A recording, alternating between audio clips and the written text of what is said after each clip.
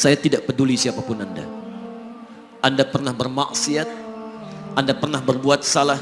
Kita manusia yang tidak luput dari dosa. Tapi saya ingin berikan tawaran dari Al-Quranul Karim. Quran surah keempat An-Nisa ayat 100, posisi paling kiri sebelah bawah. Pernah ada orang berbuat maksiat yang tak terlukiskan. Ada seorang yang pernah bunuh orang. Bunuhnya bukan 1, 2, 100 orang. Tak terlukiskan bilangannya.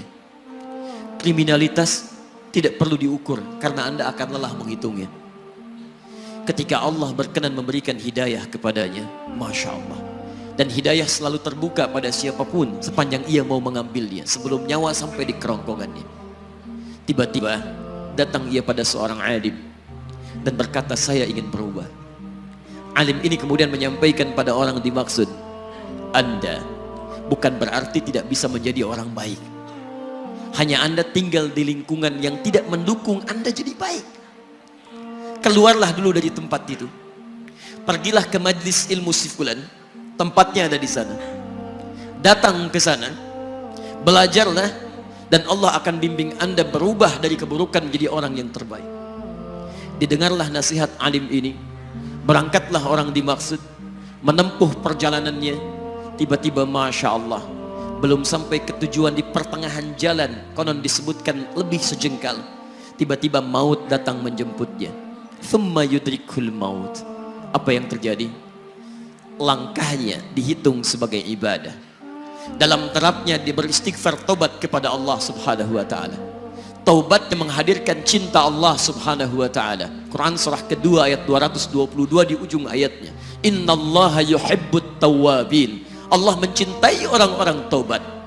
Dan cinta Allah menghadirkan ampunan bagi seluruh dosanya. Quran surah ketiga Ali Imran ayat 31, paling kiri sebelah atas.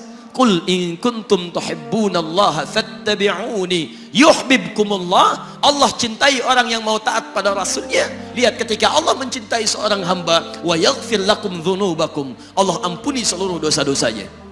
Derap langkahnya menghadirkan istighfar, taubatnya menghadirkan cinta Allah menghadirkan seluruh ampunan bagi dosa-dosa yang ia miliki.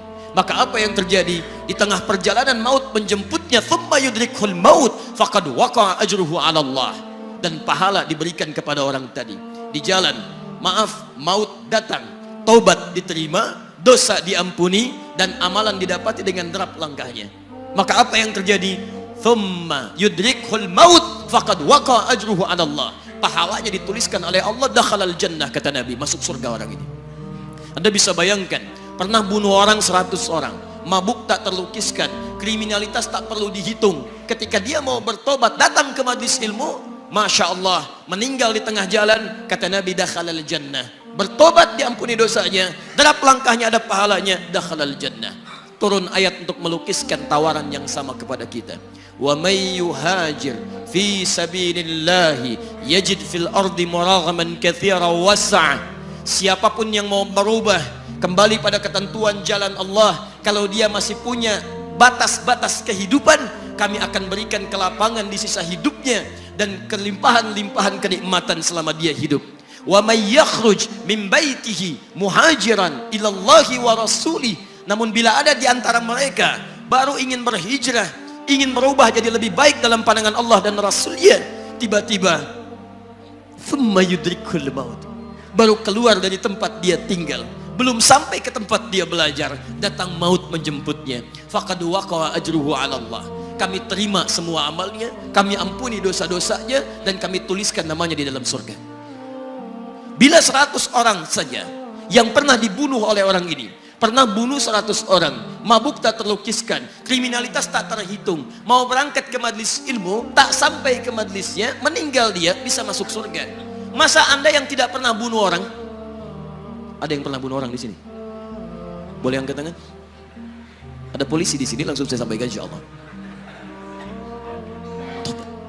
Anda gak pernah bunuh orang, Anda tidak pernah mabuk, Anda tidak pernah berbuat kriminalitas seperti orang dulu. Salah, wajar, tapi pintu tobat terbuka untuk kita semua.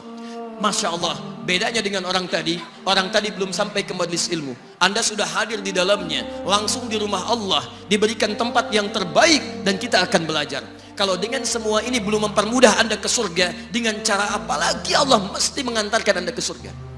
Kalau dengan duduknya Anda di sini belum mau juga bertobat, dengan cara apa lagi Allah harus membimbing Anda bertobat? Kalau dengan seperti ini belum juga Anda taat kepada Rasul, dengan cara apa lagi Allah mesti meyakinkan Anda untuk taat kepada Rasulullah SAW? Karena itu teman-teman sekalian, mari kita pelajari ilmunya, dan dengan ilmu itu akan membimbing kita insya Allah kembali kepada Allah sampai mengajak keluarga kita ke surga insya Allah.